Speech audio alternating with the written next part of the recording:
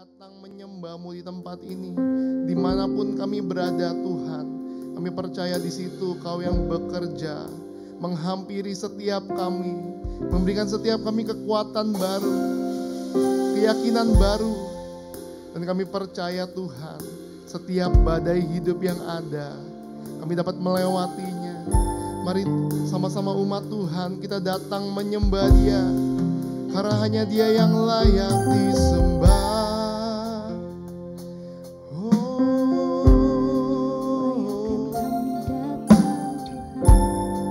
Yesus, kami angkat suara menyembah-Mu Tuhan.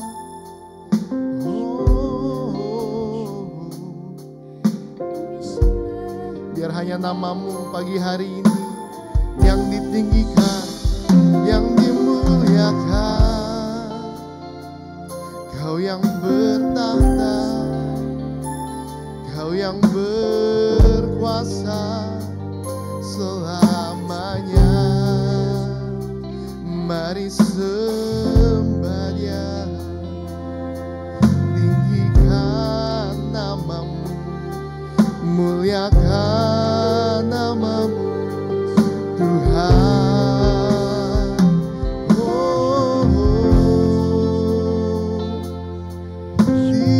Disembah selamanya, sebab Engkau baik ya Tuhan.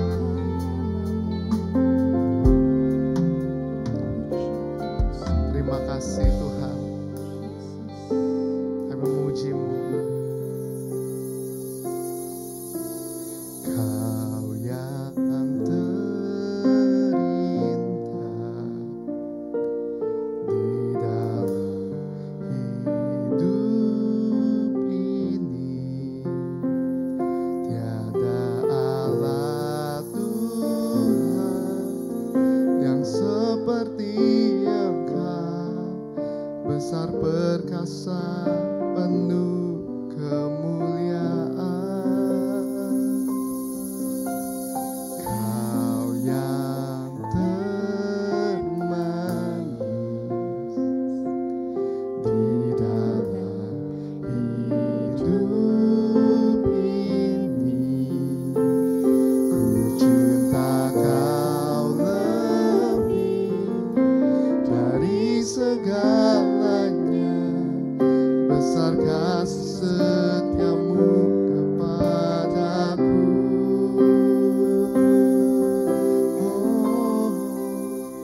Ku sembahkan ya Allahku, ku tinggikan nama-Mu selalu. Tiada lutut tak bertelut menyembah Yesus Tuhan Rajaku. Ku sembahkan ya Allahku, ku tinggikan nama-Mu selalu. Semua lidah kan mengaku, Engkaulah Yesus Tuhan Raja. Mari berikan tepuk tangan kemuliaan bagi Dia Raja. Yesus, Kau yang terindah di dalam hidup ini, tiada Allah Tuhan yang seperti Engkau, besar perkasa penuh.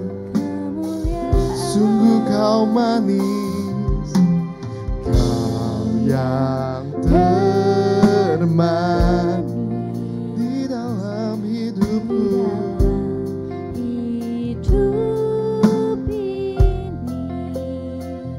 Ku Cinta Kau lebih dari segalanya, besar kasih setiamu kepadaku.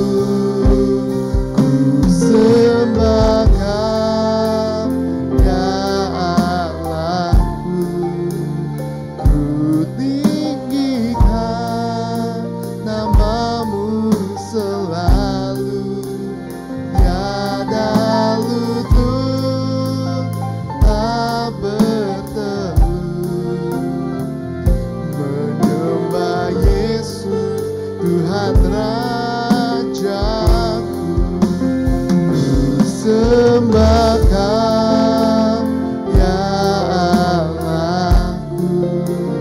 Ku tinggikan namamu selalu, semua lidah kan mengaku Engkaulah Yesus Tuhan Ku sembah, ku sembah Kau, ya Allahku. Ku tinggikan namamu selalu, tiada lutut tak bertelut. Menyembah Yesus, segenap hati kami menyembah. Ku sembah Kau, ya Allahku. Ku tinggikan namamu selalu, semua lidah kan mengaku Engkaulah Yesus Tuhan Raja. Ku sembah Kau, ya Allahku. Ku tinggikan namamu selalu, tiada lutut tak bertelut. Menyembah Yesus Tuhan. Sambil mengangkat tanganmu katakan, ku sembah Kau, ya Allahku. Ku tinggikan namamu selalu, semua lidah kan mengaku Engkaulah Yesus Tuhan Raja. Mari berikan kemuliaan, tepuk tangan bagi Tuhan. Ku sembah Kau, ya Allahku. Ku tinggikan namamu selalu, tiada lutut tak bertelut. Menyembah Yesus Tuhan Raja. Ku sembah Kau, ya Allahku. Ku tinggikan namamu selalu, semua lidah kan mengaku Engkaulah Yesus Tuhan Raja. Engkaulah Yesus Tuhan Raja. Engkaulah Yesus Tuhan Rajaku.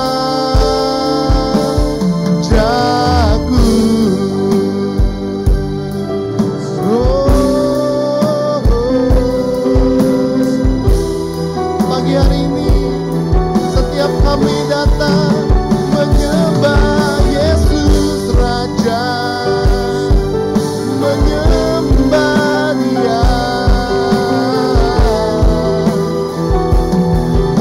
rasakan kekuatan dalam penyembahan, karena kami rasakan damai dalam penyembahan, kami rasakan sukacita melimpah mengalir di hidupku.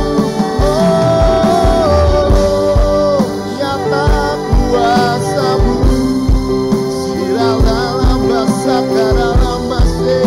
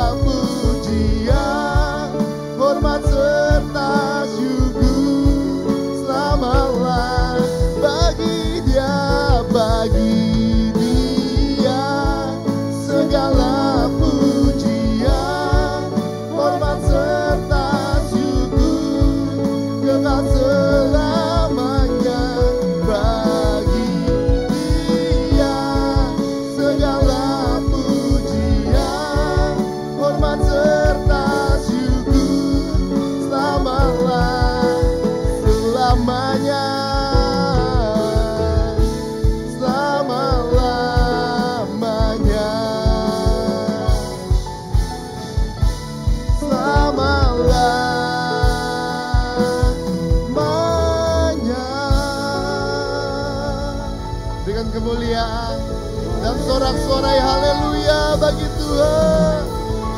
Sungguh Kau dahsyat. Biarlah segala sorak-sorai kemuliaan, hanyalah bagimu Tuhan. Kami merayakan kelahiran-Mu di bulan Desember ini. Terima kasih Tuhan. Dalam nama Tuhan Yesus, haleluya. Amin. Umat Tuhan, kita mau menyiarkan kabar baik bahwa Yesus telah lahir. Amin. Amin. Yang mau lebih lagi katakan amin. Amin. Berikan tepuk tangan kemuliaan bagi Tuhan Yesus. Haleluya. Kami percaya Tuhan, kuasa-Mu nyata mengalir karena Kau telah lahir. Nyanyikan oh, oh, oh, oh, oh,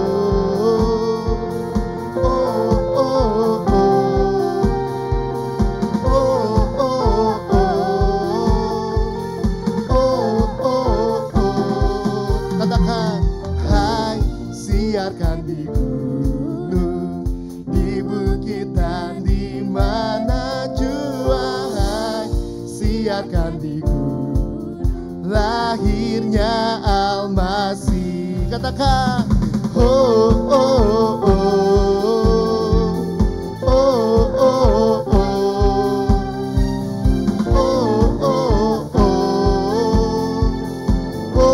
oh, di waktu kaum gembala, di waktu kaum gembala menjaga dombanya, terpancar dari langit cahaya mulia. Hai, siarkan di gunung, di bukit dan di mana jua, hai, siarkan di lahirnya Almasih. Oh, oh, oh, oh, oh, oh, oh, Gembala, gembala sangat takut ketika mendengar nyanyian bala surga, gembita menggelegar. Hai, siarkan di gunung, di bukit dan di mana jua, hai, siarkan di gunung, lahirnya Almasih. Oh, oh, oh, oh,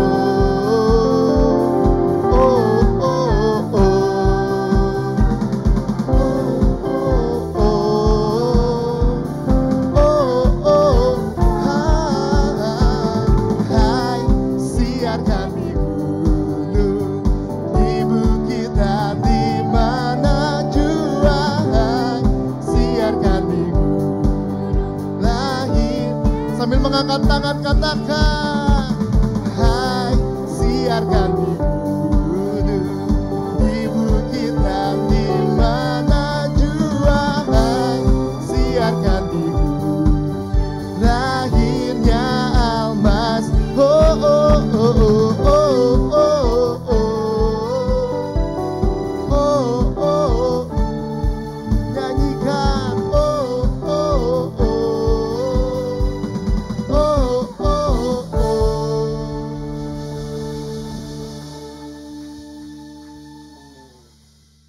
Haleluya, sekali lagi kita berikan kemuliaan buat Tuhan Yesus.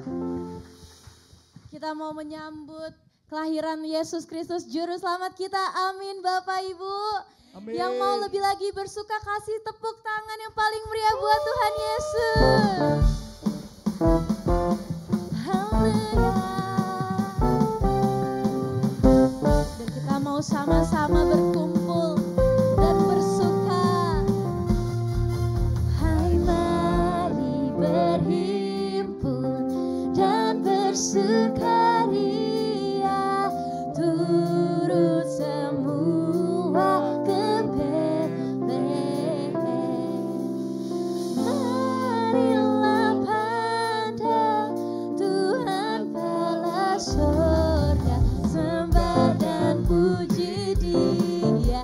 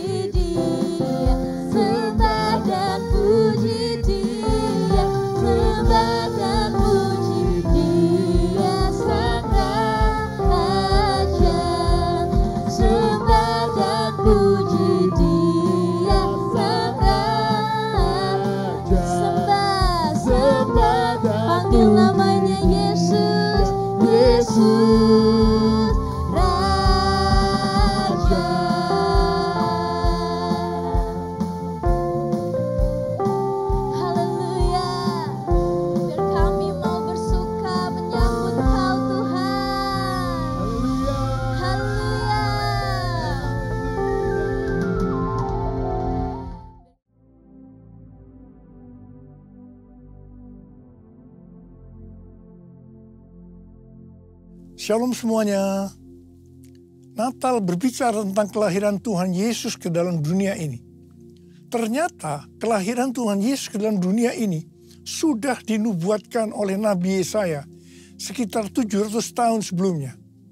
Yesaya 9 ayat 5 berkata, sebab seorang anak telah lahir untuk kita, seorang putra telah diberikan untuk kita, tampuk pemerintahan ada di atas bahunya.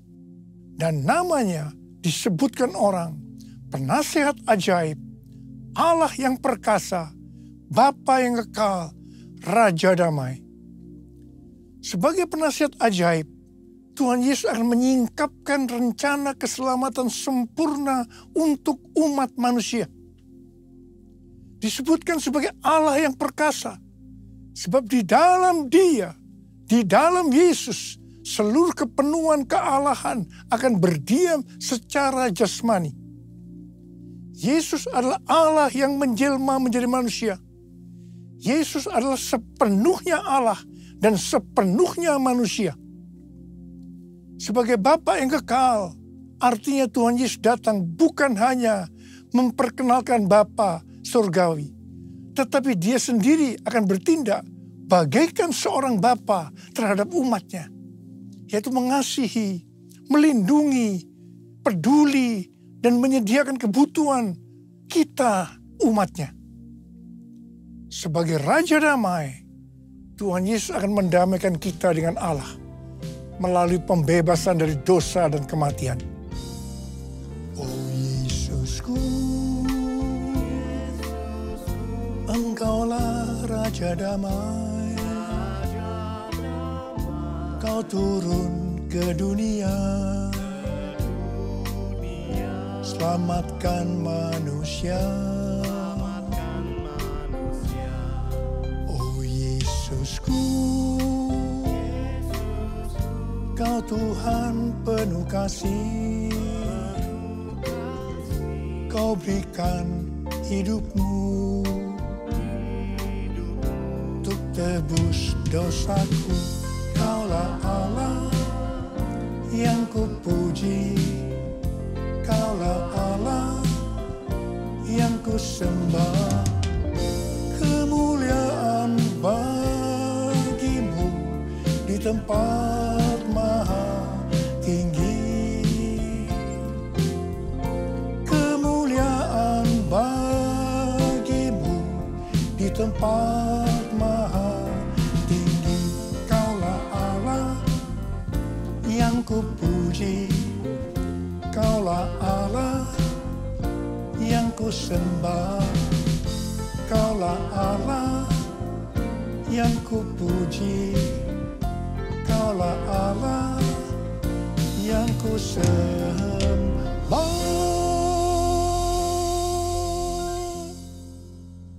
Tuhan Yesus berkata dalam Yohanes 3 ayat 16, karena begitu besar kasih Allah akan dunia ini, sehingga Ia telah mengaruniakan anak yang tunggal, supaya setiap orang yang percaya kepadanya tidak binasa, melainkan beroleh hidup yang kekal.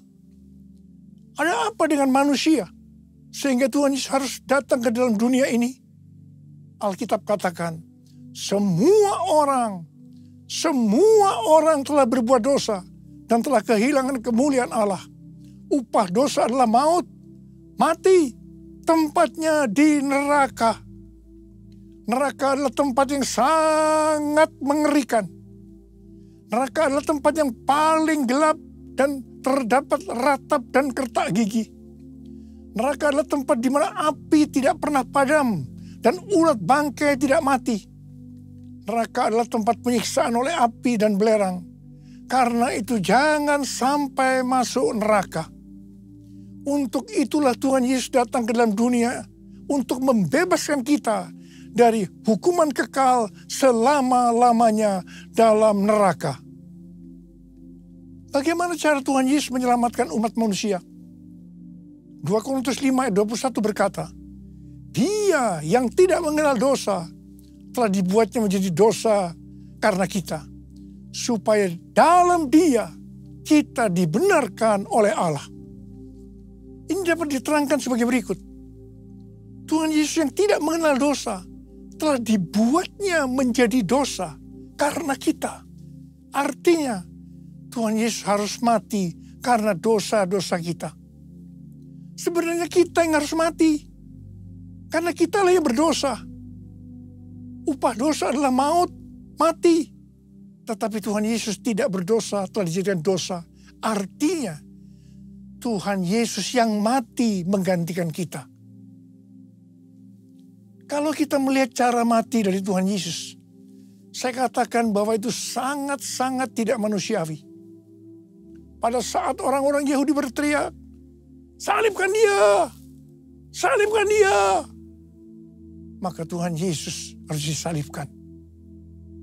Proses awal dari penyalipan, jubah Tuhan Yesus dibuka. Tuhan Yesus diikat pada sebuah tonggak. Di sebelah kanan dan kirinya ada dua algojo yang memegang cambuk. Ujung cambuk itu dari potongan tulang dan potongan besi. Setiap kali cambuk itu dihunjamkan pada tubuh Tuhan Yesus, akan menimbulkan luka yang dalam. Darah bercucuran, sakitnya luar biasa. Tuhan Yesus berteriak-teriak kesakitan. Tuhan Yesus bermandikan darah. Apakah proses itu sudah selesai? Belum. Kepala Tuhan Yesus diberi mahkota duri. Duri ditancapkan di kepalanya dengan cara dipukul.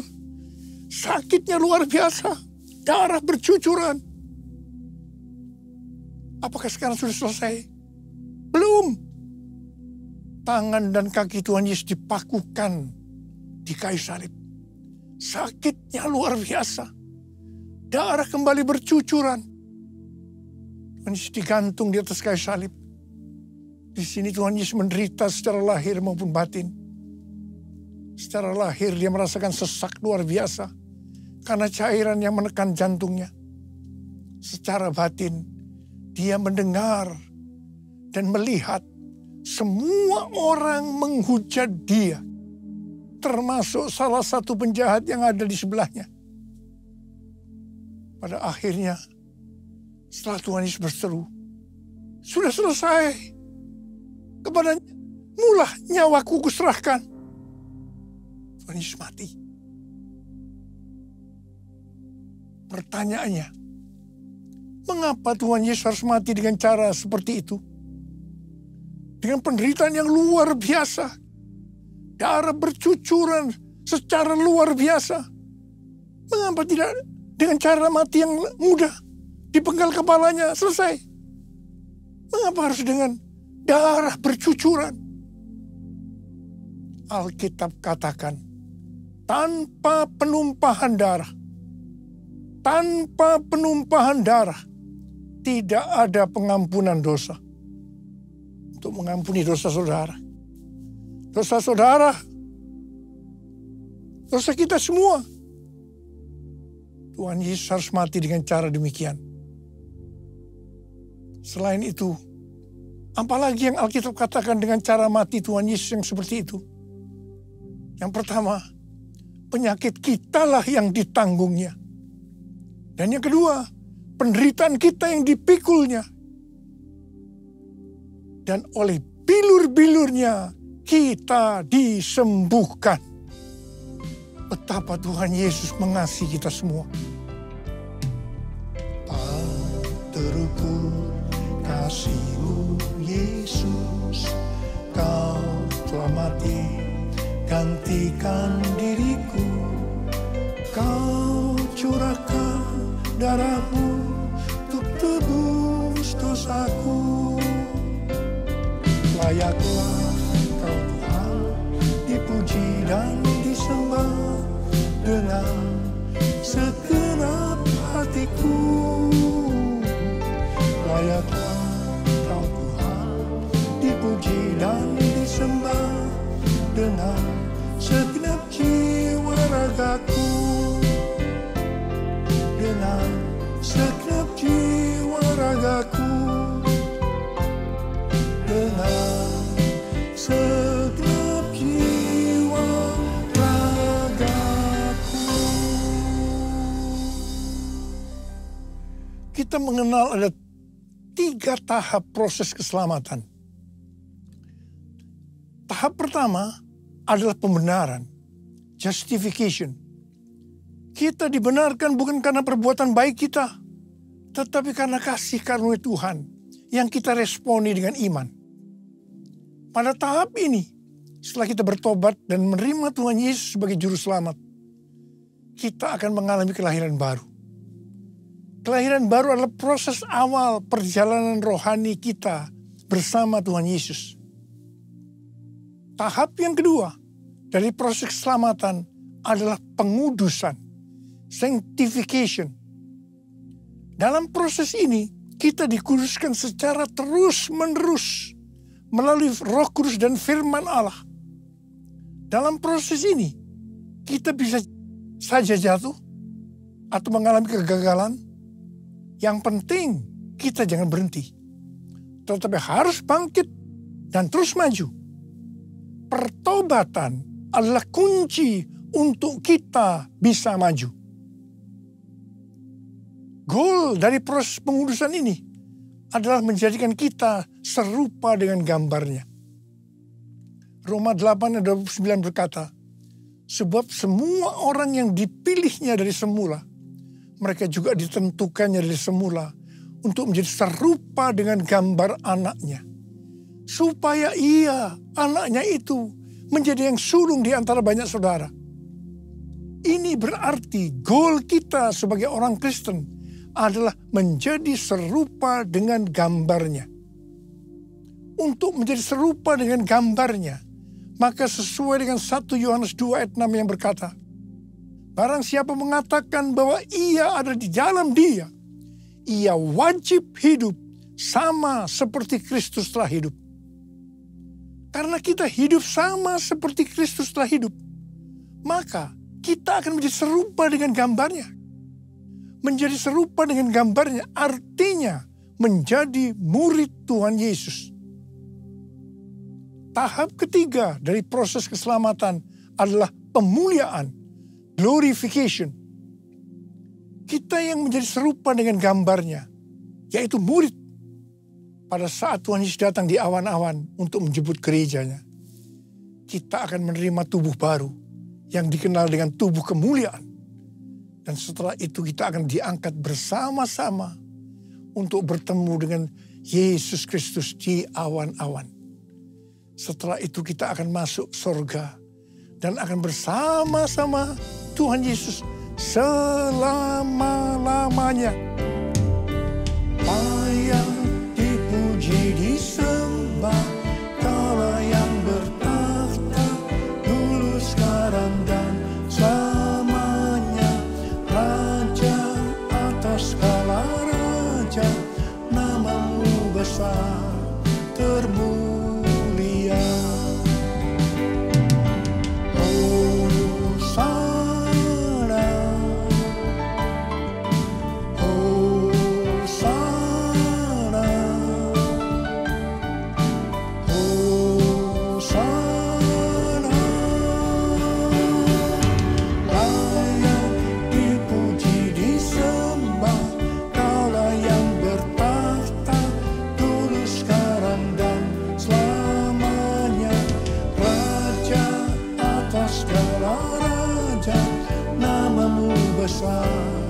Termulia, namamu besar, termulia, namamu besar, termulia.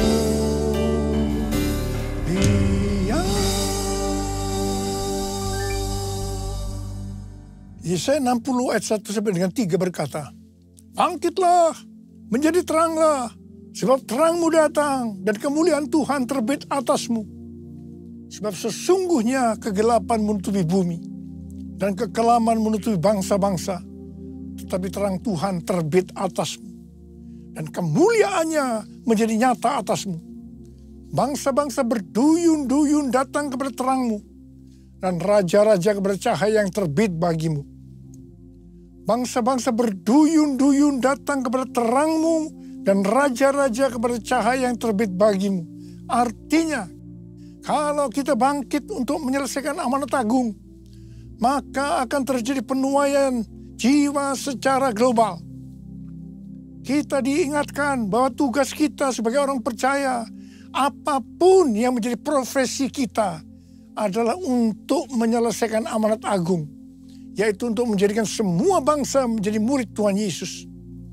Hal ini sesuai dengan yang diperintahkan oleh Tuhan Yesus dalam Matius 28 ayat 19 dan 20. Karena itu pergilah, jadikanlah semua bangsa muridku, dan baptislah mereka dalam nama Bapa dan Anak dan Roh Kudus, dan ajarlah mereka melakukan segala sesuatu yang telah kuperintahkan kepadamu.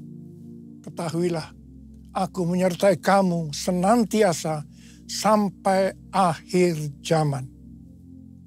Untuk menyelesaikan amanat agung tidak bisa dengan kekuatan sendiri, tetapi harus dengan kuasa Roh Kudus.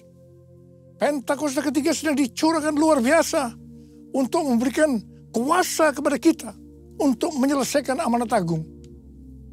Hari-hari ini Tuhan sedang berbicara kepada gerejanya di seluruh dunia tentang tahun 2033. Dikatakan bahwa pada tahun 2033 setiap orang, everyone, diberi kesempatan untuk berjumpa dengan Tuhan Yesus secara autentik melalui kuasa dan hadirat Roh Kudus. Rick Warren, seorang hamba Tuhan, mendapatkan bahwa goal untuk menyelesaikan amanat agung tahun 2033. Ketika Tuhan Yesus ditanya oleh murid-muridnya tentang tanda kedatangannya untuk kali yang kedua dan tanda akhir zaman, salah satunya Tuhan Yesus menjawab seperti yang terdapat dalam Matius 24 ayat 14 yang berkata, Injil kerajaan ini akan diberitakan di seluruh dunia, menjadi kesaksian bagi semua bangsa. Sesudah itu barulah tiba kesudahannya. Dengan perkataan lain, dapat disebutkan bahwa setelah amanat agung selesai, Tuhan Yesus akan datang untuk kali kedua.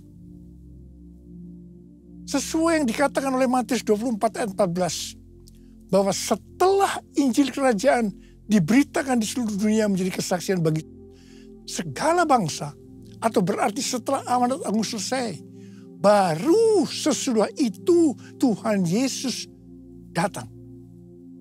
Kalau memang benar tahun 2033 amanat agung selesai, sesudah itu baru Tuhan Yesus datang kembali. Kata sesudah itu tidak ada yang tahu itu kapan. Bisa 1 bulan, 1 tahun, 5 tahun, tetapi yang jelas tidak akan lama. Sebab Tuhan Yesus berkata, Aku datang segera. Saya tidak pernah berkata bahwa Tuhan Yesus pasti datang tahun 2033. Itu tidak alkitabiah. Tetapi saya katakan tahun 2033 Tuhan Yesus bisa datang. Ini alkitabiah. Siapa yang akan menyelesaikan amanat agung? Mari bersama-sama angkat tangan kita di hadapan Tuhan dan berkata, Saya Tuhan, saya Tuhan. Saya akan mengingatkan bahwa waktu kedatangan Tuhan Yesus untuk kali kedua sudah sangat-sangat dekat. Mari kita mempersiapkan diri sebaik-baiknya, yaitu dengan menyelesaikan amanat agung. 1 Tesalonika 4 ayat 16 sampai dengan 18 berkata, sebab pada waktu aba-aba diberi, pada waktu pemimpin malaikat berseru dan sangkakala Allah berbunyi, maka Tuhan sendiri akan turun dari sorga, dan mereka yang mati dalam Kristus akan lebih dahulu bangkit. Sesudah itu kita yang hidup, yang masih tinggal, akan diangkat bersama-sama dengan mereka dalam awan menyongsong Tuhan di angkasa. Demikianlah kita akan selama-lamanya bersama-sama dengan Tuhan. Karena itu, hiburkanlah seorang akan yang lain dengan perkataan ini. Ada berapa banyak yang merindukan untuk ikut dalam pengangkatan? yang rindu untuk ikut dalam pengangkatan, kita harus melakukan seperti yang terdapat dalam Kolose 3 ayat 1 sampai dengan 4 yang berkata, karena itu apabila kamu dibangkitkan bersama dengan Kristus, carilah hal-hal yang di atas, di mana Kristus ada, duduk di sebelah kanan Allah. Pikirkanlah hal-hal yang di atas, bukan yang di bumi. Sebab kamu telah mati dan hidupmu tersembunyi bersama dengan Kristus di dalam Allah. Apabila Kristus yang adalah hidup kamu tampak kelak, kamu pun akan tampak bersama dengan Dia dalam kemuliaan. Jadi kita harus mencari hal-hal yang di atas. Kita harus memikirkan perkara-perkara di atas, bukan yang di bumi. Natal tahun 2024 mengingatkan kita bahwa Tuhan Yesus Kristus menghendaki agar kita hidup bersama-sama dengan Dia di sorga. Ingat bahwa di sorga kita punya Tuhan Yesus yang adalah penasihat ajaib, Allah yang perkasa, Bapa yang kekal, Raja damai. Karena itu kita harus memikirkan perkara yang di atas. Dan perbuatan kita harus sesuai dengan itu. Kita harus menilai, mempertimbangkan, dan memikirkan segala sesuatu dari sudut pandang kekekalan dan surga. Tujuan dan sasaran kita hendaknya mencari hal-hal yang rohani. Tema Natal tahun 2024 adalah pikirkanlah perkara yang di atas. Karena Tuhan Yesus merindukan agar kita bersama-sama dengan Dia di sorga. Mari kita angkat tangan kita. Katakan bersama saya. Sembah dan puji Dia, sembah dan puji Dia, sembah dan puji Dia, Sang Raja. Sekali lagi, sembah dan puji Dia, sembah dan puji Dia, sembah dan puji Dia, Sang Raja. Mari kita berbesar. Yang sudah berbesar, kita berbesar.